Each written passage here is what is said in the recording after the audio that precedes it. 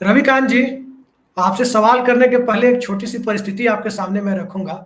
पाकिस्तान की cricket team में एक बैट्समैन हुआ करते थे, यूसुफ योहाना। क्रिश्चियन थे, दाढ़ी नहीं रखते थे, लेकिन धर्म परिवर्तन उन्होंने किया तो एक ही साल में सारे रिकॉर्ड, बिव रिचर्ड के रिकॉर्ड उन्होंने तोड़ दिए। आपको याद होगा, सबसे ज्यादा एक कैलेंडर ईयर में रन बनाने की, बड़ी सी दाढ़ी बढ़ा ली। जो ओरिजिनल मुसलमान क्रिकेटर थे वो भी उतनी बड़ी दाढ़ी नहीं रखते थे जितनी बड़ी दाढ़ी यूसुफ योहाना, मोहम्मद यूसुफ बनकर रखते थे। ठीक इसी प्रकार मंडल राजनीति 90 से शुरू होती है। शरद यादव, लालू यादव, मुलायम सिंह यादव, बहुत सारे चेहरे आए मंडल, गोपीनाथ मुंडे भाजपा के अंदर। मंडल राजनीति करने वाले लोग अपनी वो छवि नहीं गढ़ पाए, लेकिन जो 2001 में जो कन्वर्टेड मंडलाइट है, जिनकी कम्युनिटी को मंडल कमीशन के दायरे में लाया गया 2001 में पिछड़े वर्ग की सूची में, वो मोहम्मद यूसुफ वाला इंपैक्ट लेकर के कैसे चले आए भारतीय राजनीति में। मैं नरेंद्र मोदी की बात कर रहा हूं। कमंडल की खाल ओढ़ करके मंडल कैसे कामयाब हो गया जहां ओरिजिनल मंडलाइट कामयाब नहीं हो पाए। जी अभिषेक जी, बहुत महत्वपूर्ण सवाल है ये। और जो आपने 2001 का जिक्र किया, मुझे लगता है मैं वहां से और 1931 की जो जनगणना है उसकी तरफ थोड़ा सा आपका ध्यान आकृष्ट करना चाहता हूँ। 1931 की जनगणना के अनुसार जो ओबीसी की तादाद है वो 54% है। लेकिन वहां से लेकर के और 2001 तक और थोड़ा सा उसके बाद तक अगर हम आए तो 100 से अधिक जातियां ओबीसी में इंक्लूड हुई। और अगर उनका आप परसेंटेज निकालें तो तकरीबन ये 60% होता है। नरेंद्र मोदी अपनी उस पूरी राजनीतिक यात्रा में जितनी भी खूबियां सतीश जी ने बताई हैं वो बेशक उनके भीतर हैं। वो ब्रांडिंग करने का तरीका, उनका वो टाइमिंग तो है ही, उनकी अपनी भाषण कला, लोगों को वो कैसे जोड़ते हैं, और सबसे बड़ी कला तो ये है कि झूठ बोल करके पूरा जो बेचना है वो कला उनमें। कि उन्होंने कहा कि 15 लाख आएंगे, काला धन वापस आएगा, 2 करोड़ नौकरियां हम हर साल देंगे, और लोगों ने उसको सच माना। अगले बार भी जब चुनाव आता है तो भी लोगों को भरोसा रहा।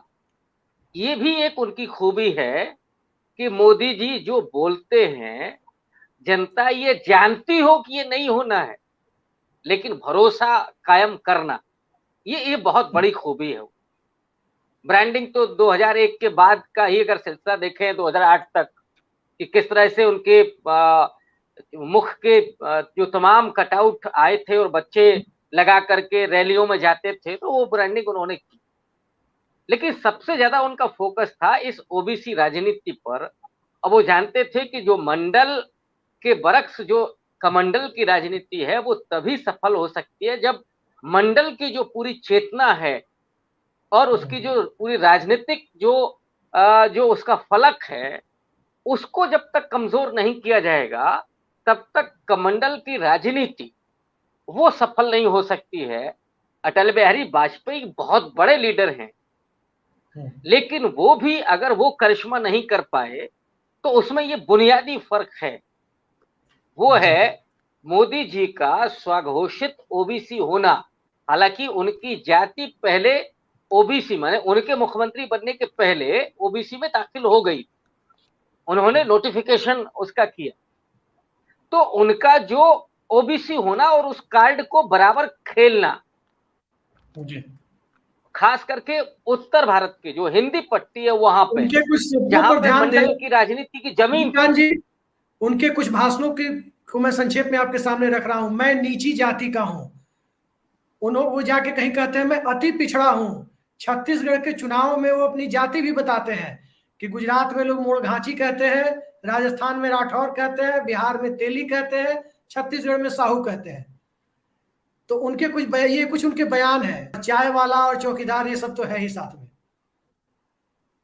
नहीं, ये सारे वो माने उनके आप भाव भंगिमाएं देखिए, वो कहीं बहुत इमोशनल भी हो जाएंगे। माने मोदी जी की मैं तारीफ करूंगा जी कि मेरे दलित भाइयों को मत मारिए, मुझे गोली मार दीजिए। क्या दलितों की हत्याएं और उनका पिटना रुका, उनका अपमान रुका? नहीं रुका। ये गोरक्षक नहीं, ये गुंडे हैं, ये मोदी जी का शब्द है। जी। लेकिन किसको क्या समझाना है ये उनको आता है, और उनके लोग बखूबी उस बात को समझते हैं। कब खामोश रहना है? मोदी जी बहुत बोलते हैं, ट्वीट भी खूब करते हैं, लेकिन पुलवामा में सेना चीन की घुसेगी तो चुप रहना है। कोरोना की बड़ी आपदा होगी, उस समय चुप रहना है। डॉलर के बराबर 80 हो गया है आज दाम, चुप रहना है। तो मोदी जी जितने अच्छे वक्ता हैं, उतना उनको ये भी पता है कि कब हमको नहीं बोलना है और क्या बोलना है। समय के अनुसार, जगह के अनुसार, लोगों के अनुसार किस भाषा में बोलना है।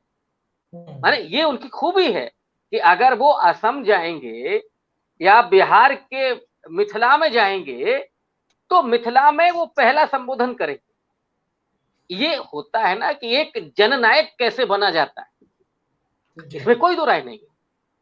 लेकिन अब मैं ये नहीं कह रहा हूं कि जयप्रकाश नारायण की तरह के वो हैं या अटल बिहारी वाजपेयी की तरह के हैं। वो अपने आप में बहुत अलहदा किस्म के जननायक, और उन्हें मालूम है कि सत्ता की राजनीति कैसे की जाती है। और ये बात मैं इसलिए कह रहा हूं कि मोदी जी को बहुत फर्क नहीं पड़ता कि जनता किस हाल में है। वो रैलियां होंगी, माने जब कोरोना की आपदा चल रही थी तो रैलियां होती रहेंगी, विपक्ष की रैलियां नहीं होने दी जाएंगी, या जनता कहां कैसे निकलेगी ये सब उनको आता है।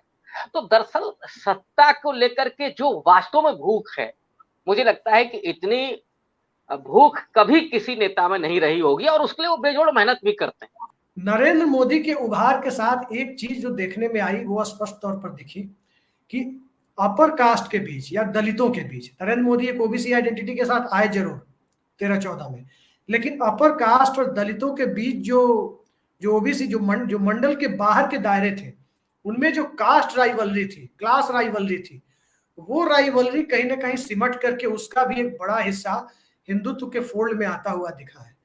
इसको आप किस तरह से देखते हैं कि नरेंद्र मोदी की आइडेंटिटी का असर है या आरएसएस के प्रयास का असर है या सत्ता और आरएसएस के संयुक्त प्रयास का असर है? अभिषेक जी, इसमें ये सारी चीजें गड्ढमड्ढ हैं, और मोदी जी खास तौर पर इस बात को जानते हैं कि समूचे एक तरह से इंजीनियरिंग के ये चीजें नहीं हो सकती। इसलिए सतीश जी ने जो बात कही, मैं बिल्कुल 100% सहमत हूं कि कब कौन सा कार्ड उनको खेलना है, किस वक्त खेलना है, ये उनको बखूबी आता है। बहुत दूरदृष्टि वाले नेता हैं, इसमें भी कोई दो राय नहीं। उन्हें मुझे लगता है कि अगले 5 साल के बाद की क्या रणनीति होगी ये उनको मालूम है। मसलन इस समय अगर वो आदिवासी अस्मिता और पसमानदा पर काम कर रहे हैं, जबकि कुछ लोग ये भी कह रहे हैं कि पसमानदा वोट भाजपा के खाते में नहीं जाएगा।